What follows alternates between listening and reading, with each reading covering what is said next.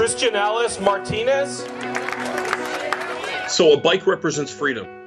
Nowadays, kids are so glued to social media devices, video games, their handheld phones, the games and the apps that are on the phones, and they're not getting off the couch and getting motivated. Robert Charland is known as Bob the Bike Guy.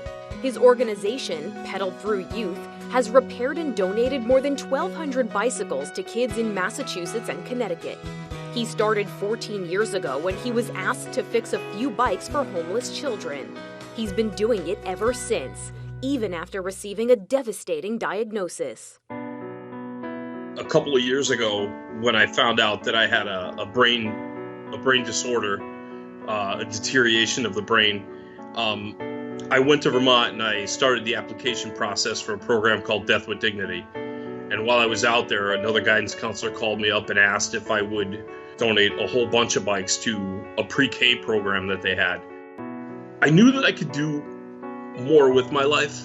Charland went back to Massachusetts. It started out with just me, and then another guys from the sheriff's department came down and helped me, and then a couple other guys from local police departments got involved with us. Anybody can come down and help. We have some people that aren't mechanically inclined, so they'll work with the backpack program, or they'll walk out in Power Wheels, and others will just build the bikes or work with kids. He partners with law enforcement agencies to get the bikes riding ready and out to schools. Many parents of the kids they serve might not be able to afford a bike. These kids, they see us come in with lights and sirens on, and the cops in their dress uniforms and pulling bicycles out of police cars and police trucks and wheeling them over and smiling at them. At the donation events, kids also get helmets and lessons on bike safety. Law enforcement officers are on hand to show them how to ride their new wheels. I'm trying to show the positive side of law enforcement. Kids that live in poverty areas see absolute worst in police. And it's no fault of their own, it's just because the cops are constantly in there.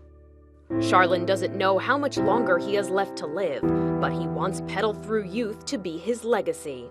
My wife and I had a meeting with our volunteers a couple of weeks ago after I had left the doctors again, and we said, things are just going to continue to get worse. And I looked at every one of them, and every single one of them promised that they would keep this going long after I'm gone. He hopes his story will inspire others to help their communities in their own way. Every day we see people in poverty. You could drive down the street and you could see somebody holding up that cardboard sign looking for help or asking for something. And every day we tell ourselves, I should stop and help them. But how many people actually do? I think everybody should get involved with stuff and help more.